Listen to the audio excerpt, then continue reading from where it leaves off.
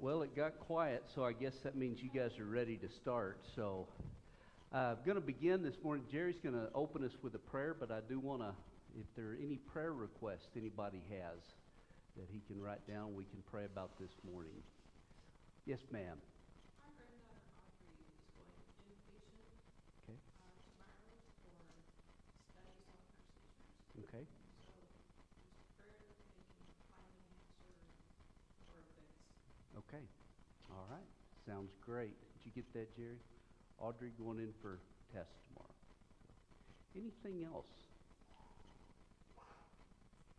Yes, Bennett? His mom's in a lot of pain. Okay. Well, let's keep Ashley in our prayers too then. So. All right.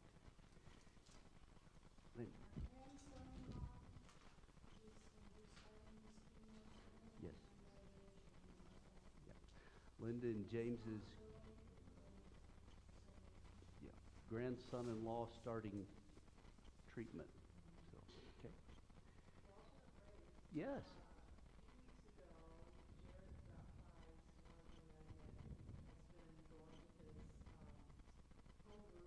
Cool.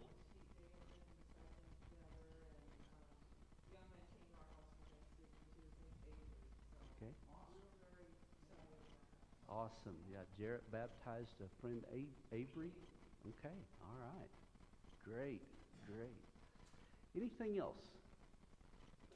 All right. Jerry, would you start us with a prayer, please, sir? Father, we come before you today, thanking you for the opportunity to come and study together and share our prayers with each other, our hopes and visions. And pray, Father, for those who are struggling, and pray for the Lynn's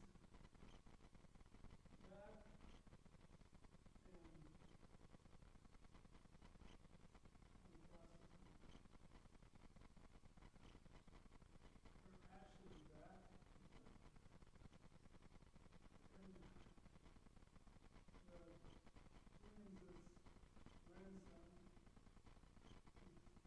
had cancer, but we pray for you. Recognize baptism and other things that have been mentioned, Father. We just pray that you would consider those situations and bless them in any way that you can. We know that you can heal people and that you can bless people. We just ask, Father, for your strength and your guidance.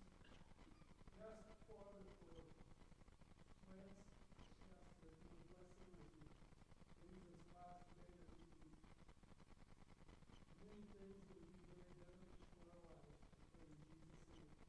Amen. Jerry, I appreciate that. So we're going to be in Luke chapter 2, starting in verse 21 this morning. If you got your Bibles, I would encourage you to open those so you can follow along with us.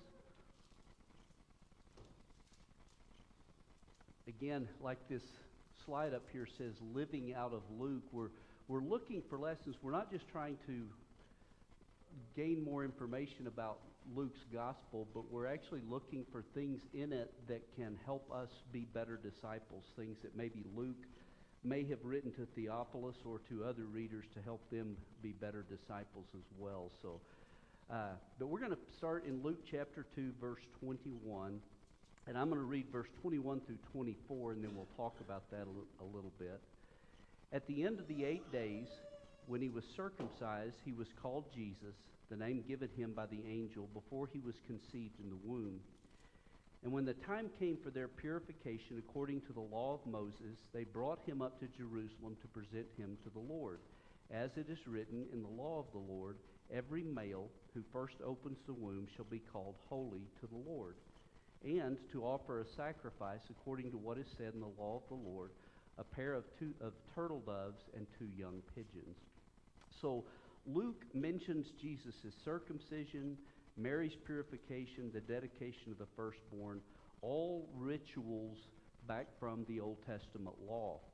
Again, it's interesting that Luke, a Gentile, is the only one who mentions all 3 of these.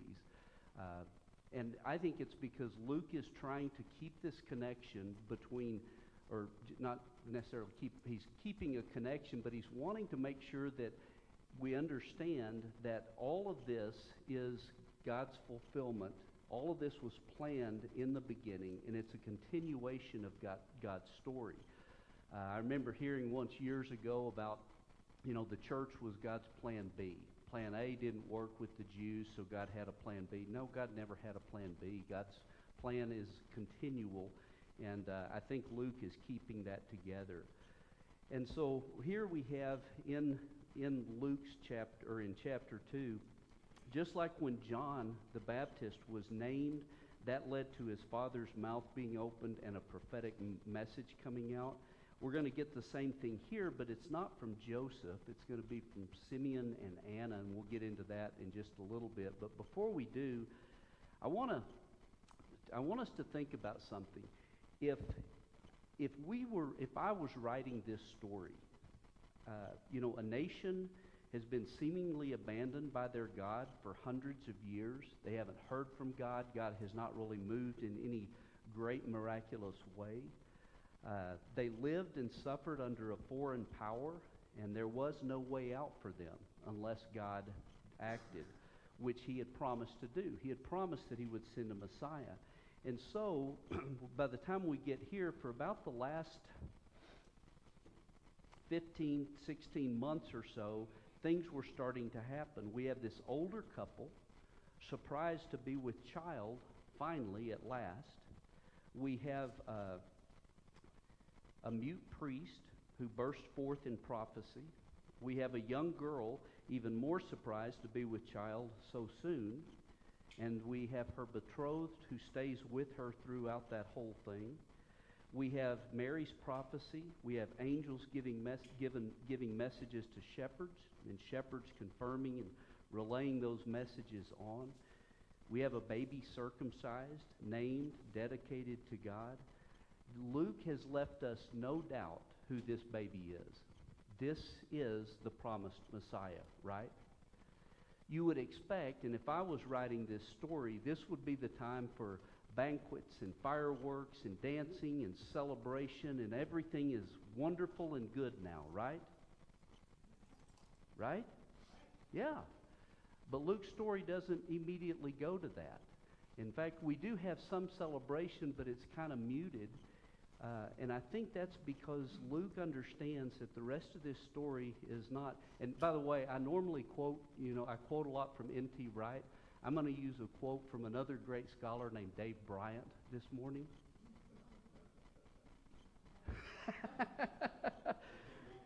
Dave came up with a phrase the other night that I thought was wonderful. Luke kind of mutes this celebration because this story is not all chocolate chip cookies and unicorns. That's Dave's quote from the other night. There is still going to be suffering. And so now let's look at Simeon and what he has to say. Verse 25 through 35.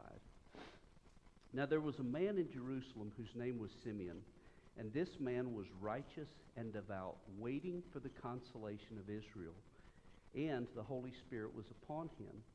And it had been revealed to him by the Holy Spirit that he would not see death before he had seen the Lord's Christ. And he came in the Spirit into the temple, and when the parents brought the child Jesus to do for him according to the custom of the law, he took him up in his arms and blessed God and said, Lord, now you are letting your servant depart in peace according to your word. For my eyes have seen your salvation, that you have prepared in the presence of all peoples, a light for revelation to the Gentiles and for glory to your people Israel. And his father and mother marveled at what was said about him. And Simeon blessed them and said to Mary, his mother, Behold, this child is appointed for the fall and rising of many in Israel, and for a sign that is opposed, and a sword will pierce through your own soul also, so that thoughts from many hearts may be revealed. So I want us to just kind of look at that just a little bit. In verse 25, he mentions the consolation of Israel that he had been waiting for. What is the consolation of Israel? the Messiah? Okay. But what does consolation mean?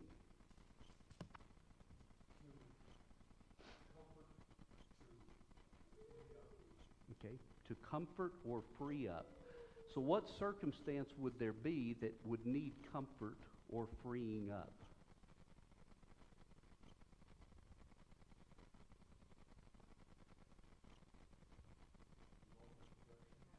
Roman oppression, okay.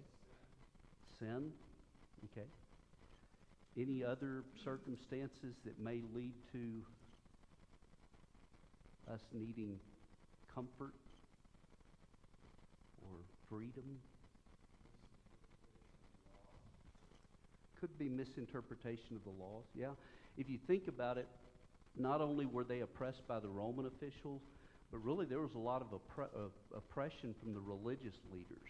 You know, they demanded so much. In fact, Jesus kind of gets onto them, you demand all of this, but you don't do anything to help. And so there was that as well. Poverty. You know, we saw in Mary's story there's going to be this reversal. The poor will be elevated in standing. Those who are wealthy will be not regarded as well. And so I think the consolation of Israel has a much deeper meaning than we give it a lot. When I was doing this same study with my friend back in Illinois this week, and I asked him that same question, he kind of sat there for a minute and he said, I never really thought about it. And how many times have we read through the Bible and read passages and never really stopped to dwell on what that really meant? And I think, you know, it's the consolation of Israel, but it's the consolation of all God's people. There are all things that we need deliverance from, we need comfort from. And so I wanted to spend a little time with that this morning. And then when we get down into verse 29 through 32, Lord, you are now letting your servant depart in peace according to your word, for my eyes have seen your salvation, that you have prepared in the presence of all peoples a light for revelation to the Gentiles and for the glory of your people Israel. Notice that. It's for all peoples. It's a light for the Gentiles, for the glory of Israel. Now, when I was doing this study the other day, my friend says, you know, this is the first place that Gentiles are specifically mentioned in Luke's gospel. And I kind of went back and looked, and I think that's the case. They're hinted at in other places, but this is the first time they're specifically mentioned. Why do you think it was important for Luke to record this statement? That you've prepared in the presence of all peoples a light for revelation to the Gentiles and for glory to your people Israel. And say that again. Exactly. Luke is writing mostly for Gentiles. What comfort would this statement give to them, maybe, or why would they need this comfort?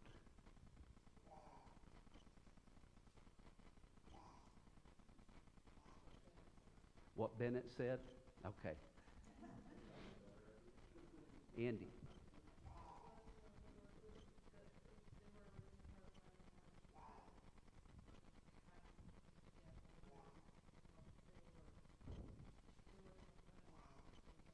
Okay.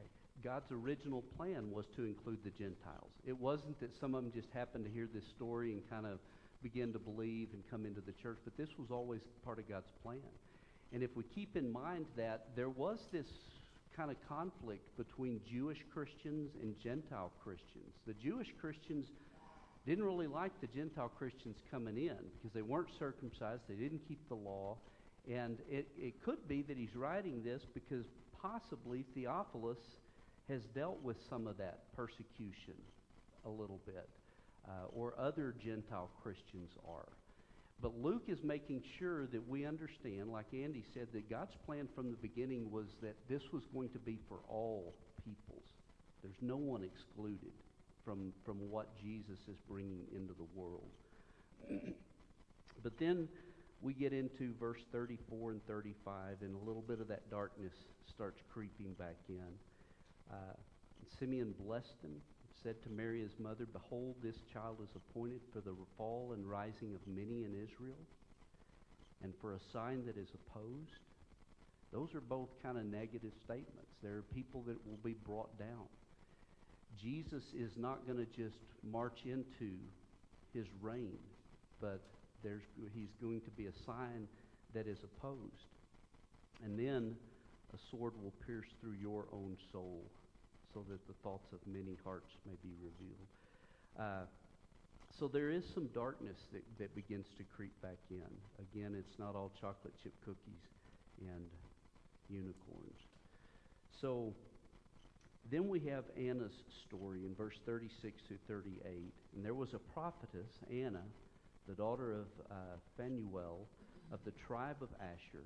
She was advanced in years, having lived with her husband 7 years when she was a virgin, and then was as a widow until she was 84. She did not depart from the temple, worshiping with fasting and prayer night and day. And coming up at that very hour, she began to give thanks to God and to speak of him to all who were waiting for the redemption of Jerusalem. And so again, Luke is making clear that what Jesus is going to bring is consolation. He's going to bring salvation. He's going to bring redemption. He's going to bring healing. That's what he's all about. And we have these prophetic messages from Simeon and Anna that kind of confirm that. So, any thoughts about that part? Anything that came up that you have questions about before we dive on into the next little story? Yes, ma'am.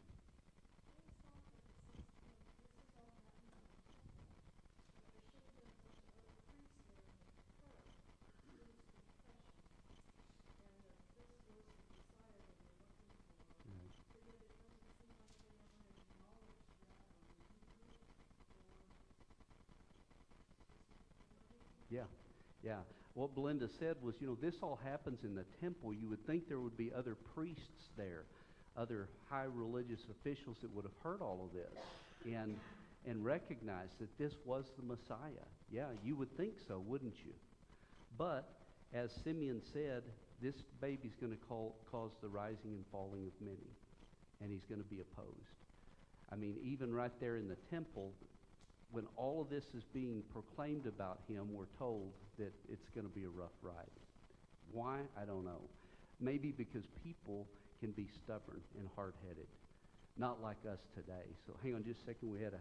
Well, I just wanted to comment on your question about the Gentiles.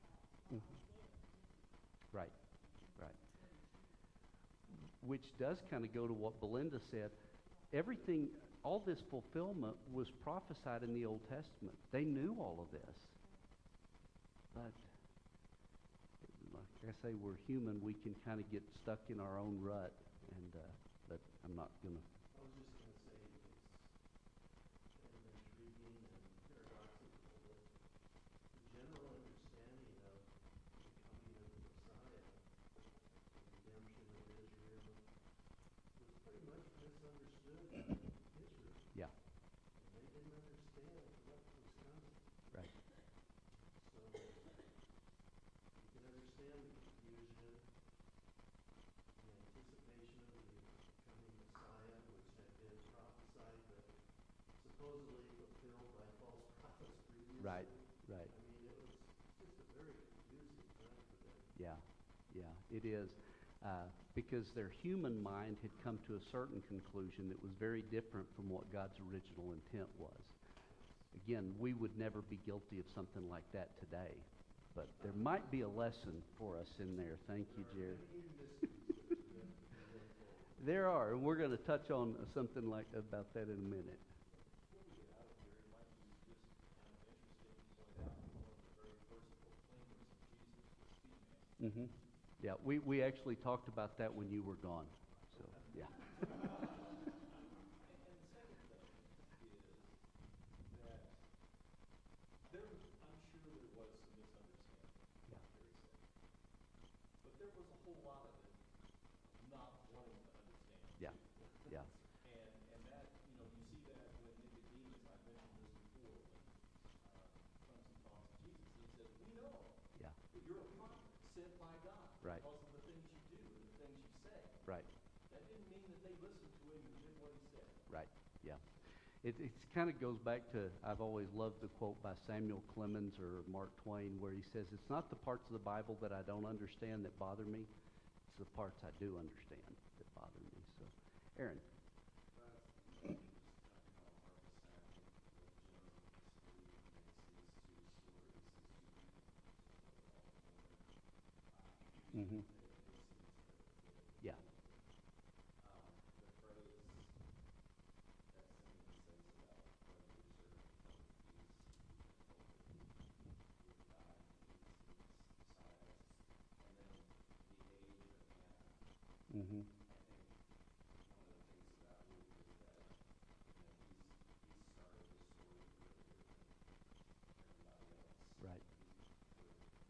Jesus doesn't get born after a really long chapter 1. Right. Leading up to chapter 22. In his 84 years here, over what we seem to be Simeon's similar. It's kind of like the idea of this is a long story. Yeah. And then we can use connections to Isaiah even longer. Yep. Well, the Gentiles probably weren't Jewish people when Abraham was alive, so you're getting that non-Jewish story Right. in quotes. Yeah. Going back even farther, I like when Simeon says, okay, now I can die. It's like he's been waiting a long time. Right. He's been waiting a long time, and this consolation kind of really went Right. on.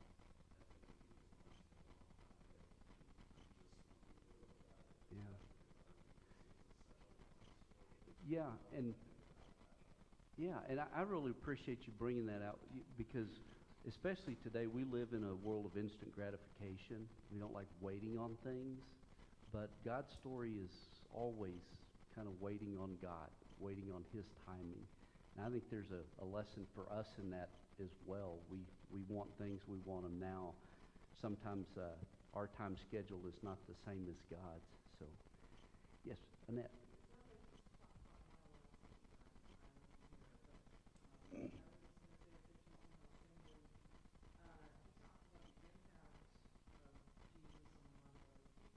Mm-hmm.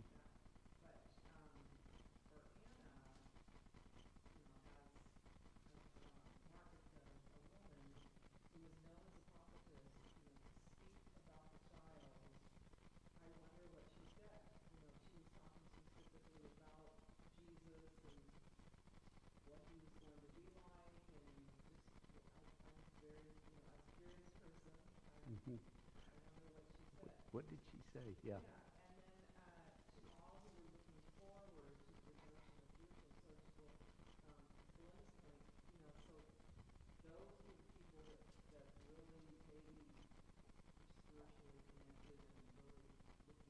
Yeah.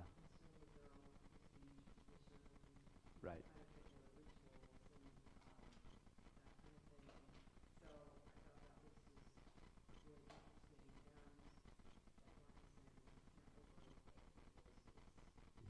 Well, when I mentioned that we had already talked about that, I was referring back into chapter 1, verse 43, when Elizabeth, seeing Mary, says, "And why is this granted to me that the mother of my Lord should come to me?"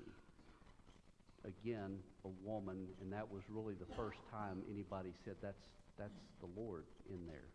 And actually we do have the first two people to proclaim Jesus as Lord were women.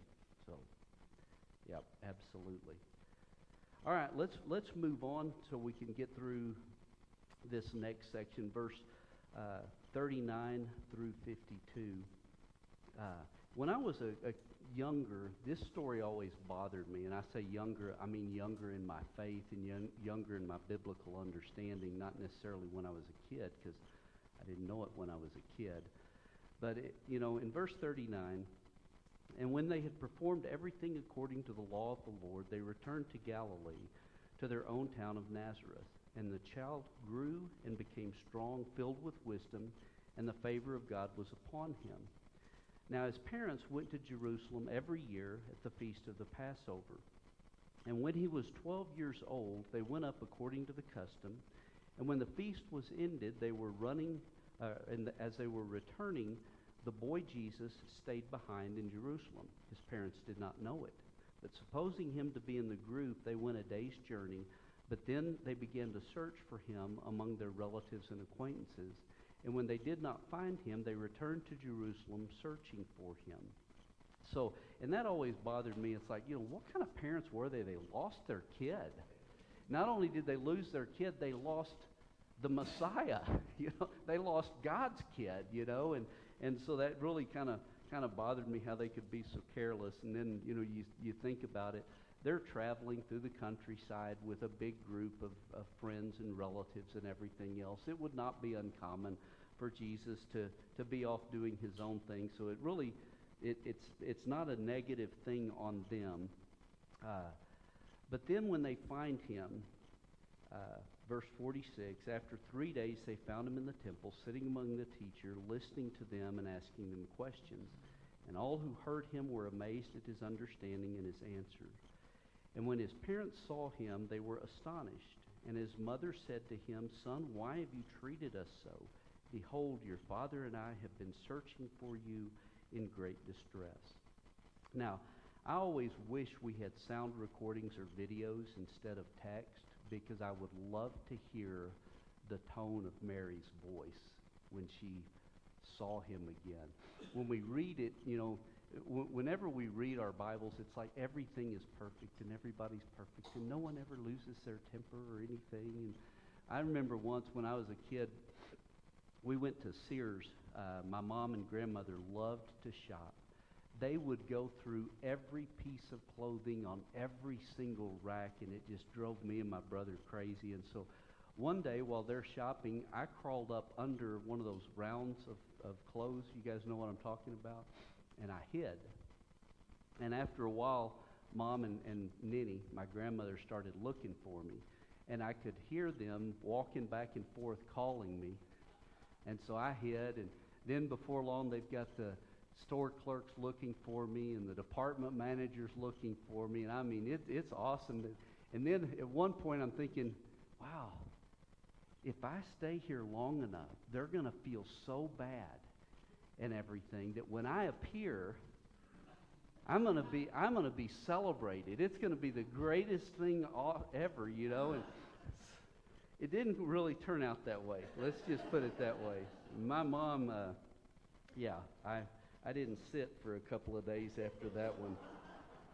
So I just wonder, when we read this, and Mary says to him, "Son, why have you treated us so? Behold, your father and I have been searching for you in great distress." I don't know that that's really what it would have. I like it puts the word "behold" in here. When my mom, I could hear her saying, "Look," and there would probably be a word in there that I'm not going to repeat. Look. But anyway, so here is this question that she asked him. Now, imagine you had never read this story, because I'm sure, how many of you have read this story and know what comes next? Yeah. Imagine for a minute that you haven't. This scene plays out. Boy's been missing for 4 days. And they finally see him in the temple, and they go up, and Mom asks him this question: "Why did you do that? We've been hungry, we've been worried sick about you.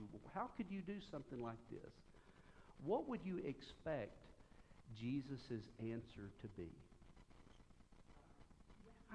Mom, I am so sorry. Yeah, it'll never happen again. I should have told you guys. I mean, that's the answer you would expect the perfect son to give, right? But that's not the answer that he gives. In fact, his answer almost sounds a little bit like a reprimand in some ways. In verse 49, he said to them, "Why were you looking for me? Did you not know?" And literally it says, "It was necessary that I must be in my Father's house." So the answer they get back from Jesus is not really, to me, what I would expect from him, but at the same time it is, because he's pointing them to something beyond him just being a child. N.T. Wright does say that this story is very similar to the story we find in Luke chapter 24, verse 13 through 35, when Jesus appears to the two disciples on the road to Emmaus. And as they're walking along, they didn't understand where Jesus had gone, why he had died. They just had a lot of questions about Jesus and that he was not there anymore. And Jesus tells them, he said, was it not necessary that the Christ should suffer these things and enter into his glory? And so Jesus, again, uses that same language here. Was it not necessary that I be in my Father's house or be about my Father's work? And Wright says that both of these stories could be titled, Looking for the Jesus You Thought You Lost. I thought that was pretty cool. And then and then we have verse 50. And they did not understand the saying that he spoke to them. And I think, and that's an expression or something we're going to hear throughout this gospel. Jesus is always saying things, and we don't really get it. Kind of like we were saying earlier, all this stuff was in the Old Testament, all these prophecies, but they just didn't get it. Jerry. His response to them and their misunderstanding kind of begs the question related to verse 40, where we're told that he is, as he's growing up as a child, he's increasing in wisdom, Right. and the grace of God was upon him. What did that look like? Yeah. That. And Yeah. they recognized what was happening in that process. Yeah. Yeah. Yeah. Mark. So that's a really good question. Yeah. I was going to bring that up in a second, but maybe now's a good time. So if he's growing in wisdom and stature, you think his parents would notice that. Right. And maybe the other people in the small town that he lived in. You would think that. And he says down there in verse 51, Right. that Mary treasured all this stuff up in her heart. Right. Okay, well, 18 years later, when he comes and preaches the first sermon at his synagogue Right. in Nazareth, people are looking, where did he get this stuff? Right. And it's like, I don't know, I've always had problems with that. It's like, how come nobody saw this coming from this kid, Right. Right.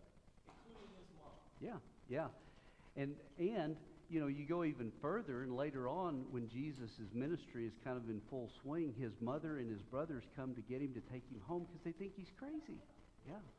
I mean, which kind of, and I want us to keep that in mind, that there's a lot of confusion about Jesus. I mean, we would like to think that we had all the answers, and that because we understand the Bible, we can read our text and everything, that we just have, we have a clear understanding of everything, right? I love going back and reading some of our fellowship's earlier materials. When they built that church in Moline, they sent flyers out to all the Quad City area, inviting them to come because we had restored first century Christianity. Yeah, right. Yeah, we had everything figured out. We knew it all. And I just remember reading that thinking, boy, we were a little arrogant in the days, but I'm not going to spend a lot of time on that, or I would end up offending someone. So, but yeah, there is just some confusion. We don't always understand everything as perfectly as we'd like to. Matt, and then I've got another. Well, I guess it relates to what you just said. I find myself increasingly sympathetic to the way that the early church read a lot of the scripture in what we might call allegory. Sometimes people embarrass with allegory because it seems so subjective, you can do anything with it. But this story, I think, really lends itself well to the kind of allegory we're reading that really hits us where we live. We can be a little bit paternalistic with Jesus sometimes. Mm-hmm. We can say, why are you not where we thought you should be? Yeah. You're with us. You're in our group. Right. And then when we find out, to our surprise and shame, that he's not exactly with us, Right. we get a little upset about that. Yeah. And Jesus reminds us in this story, he has to be about his Father's business. And sometimes his Father's business might be a little bit further afield from us than we are comfortable with it. Amen. And I think this is not a story we should read and think, man, Mary and Joseph were bad parents. Right. I think this is a story where we should read it and say, wow, sometimes we assume Jesus only belongs to our group. Right. When he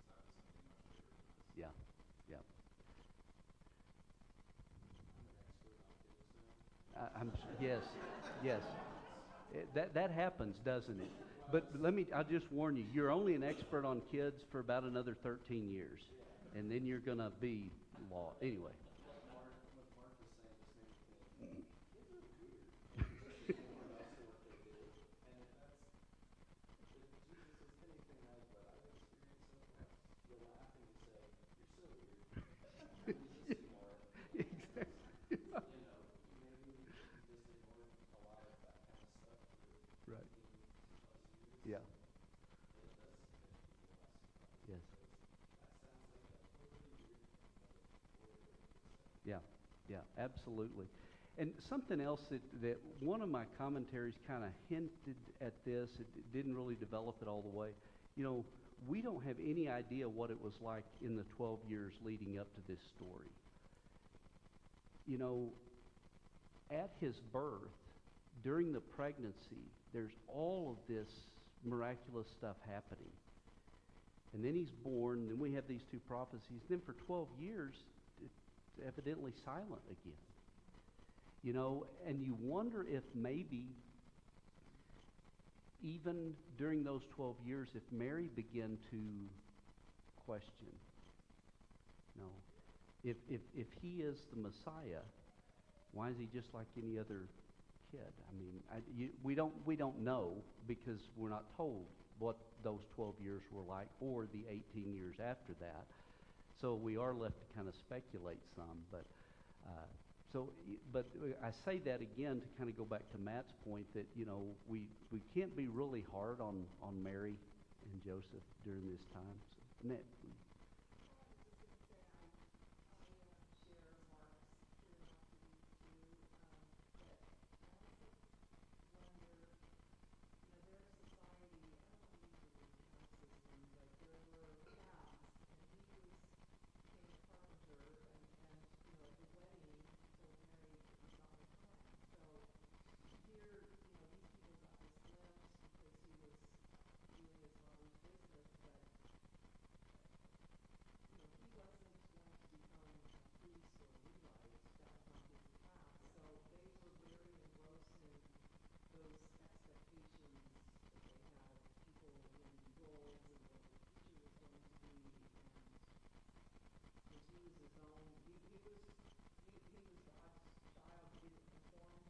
Right.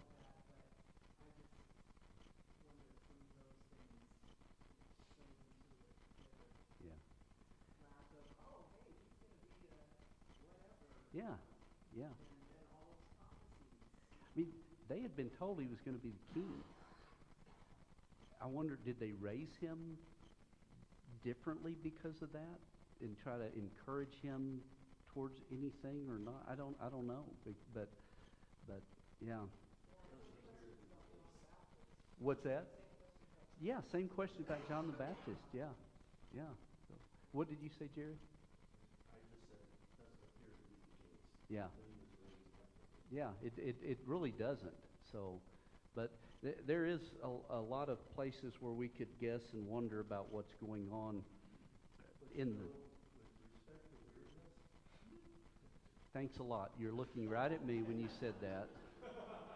We don't even know each other that well yet, but of course, we don't want to implant the idea that our children are weird. But regardless of whether we do or not, in just a few years, we aren't going to look as weird to them as they do to us. yep, very, very true. Mark and then Sean. So, you know, if my relatives that are gone now, Yeah. they heard me making comments like the kind of comments I make in class, Mm-hmm. they wouldn't go, wow, we never thought Mark would be doing that kind of stuff. You know, because they saw signs of it, is what Right. I'm saying. Okay, now if my brother made those kind of comments, they would have gone, where did that come from? Right. I mean, that's all I'm saying about Mary is, what happened to treasuring up all that stuff about Jesus when he was born and all the miracles and all? What happened to all of that when he starts preaching Right. and they're like, is he nuts? Yeah. Right. It's just Well, it's apparently the she was strangest having things. babies. Yeah. Yeah. Apparently she was having babies. Yeah. Yeah. And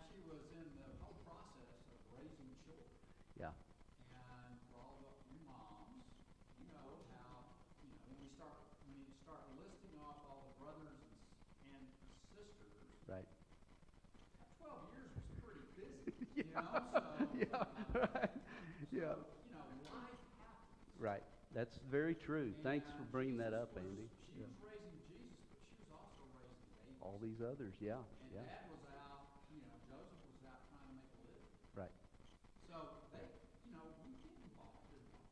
yeah, And we try to, for some reason, we have this view that somehow there's a bubble around Jesus. right, There's a bubble around his family. right. And we don't really know anything from You're right. 12 to 30. Right, yep, Because they were doing life. yeah, Just like many people in this room. yep, exactly. Sean? Kind of totally way off subject, but it's fascinating to me that 4 or 5 days he was missing. What happened? How did he take care of him? Yeah. Where he sleep, where he eat, And I know he's got a son, he's gonna be taken care of, and Yeah. obviously he has faith, and he's like, oh, well. Right. But I don't, neither myself nor any 12-year-old I've ever known. would Right. say, oh, I'm good for 5 days. Yeah, yeah, right,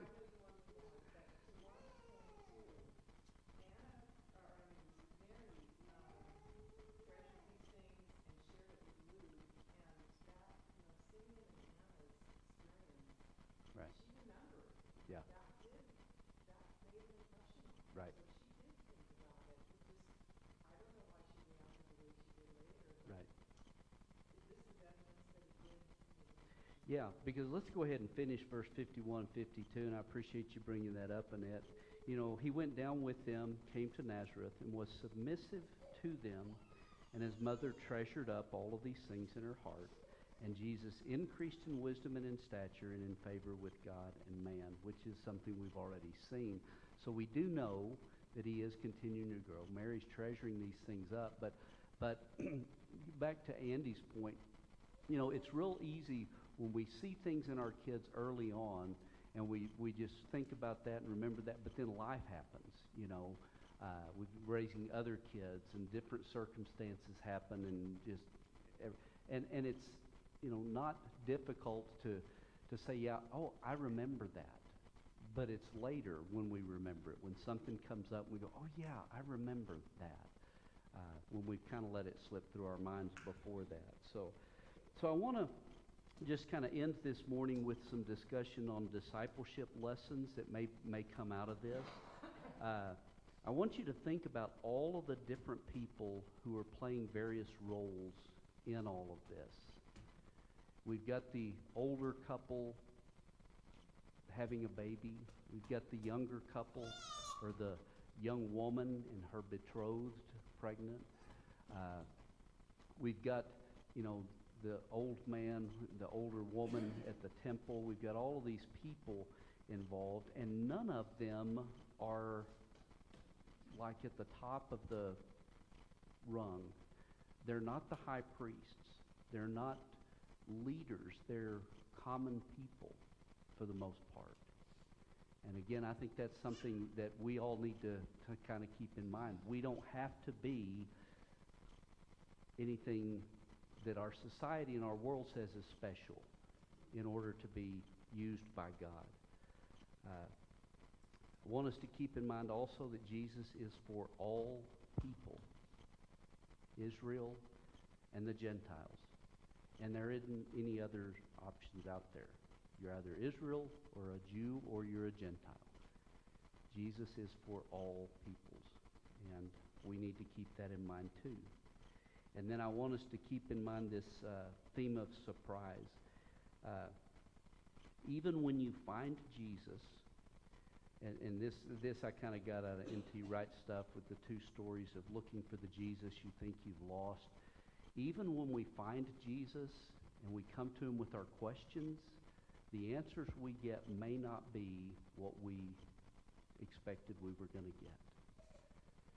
We tend to think we already have everything kind of put together, but it's very common for us when we actually go to Jesus and we actually ask him for direction and guidance and everything else, that sometimes the answers we're going to get are going to be very different from what we thought we were going to get.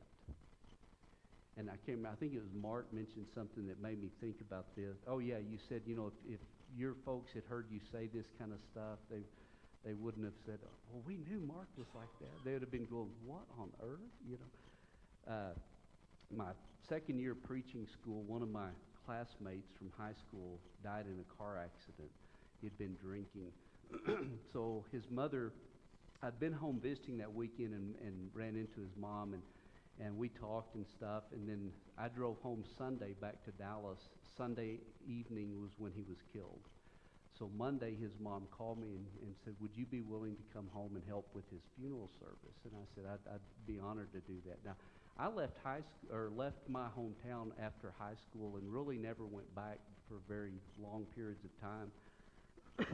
And so when I became a Christian, and I'd lived in Washington State, worked with the teens, came back to Texas, and really just was kind of growing in my faith, but I was still a fairly new Christian. And so I went back to do his funeral, help with the funeral. And afterwards, all of our classmates who were there were 62 of us that graduated from Sonora High School in 1981. We were the biggest class of ever. So I go back there, and most of our class showed up, and or the ones of us who were still alive. I found out then that over half of our graduating class had already died, most of them from alcohol-related car accidents. Tells you a little bit about the class of 1981. And I was one of those, okay? So we're all out to eat at this Mexican restaurant, and I'm sitting across the table from one of my classmates. Her dad and my dad actually went to high school together there in Sonora, Texas. Her name was Fran. And we're sitting there, and she would like take a bite and then just like, kind of like stare at me. And then she'd shake her head, and she'd take another bite. And finally, after this had gone on for a while, I said, Fran, what is the deal? Why are you? And she just said, a preacher? You? I just can't get it. And I said, hey, it shocked me as much as it did anybody else. But you know, and so you just think about, you know, God is great. God is good, and God can use all kinds of people. And I think that's a lot of what Luke is laying out here. You know, God can use people that our parents, our friends, our relatives may not have ever thought God could use us, but he can. So, all right, we're 1 minute over, so we're going to end there. Thank you guys so much for your participation. I appreciate it very much. We will pick up moving forward from there, so just read from there on a little bit next week.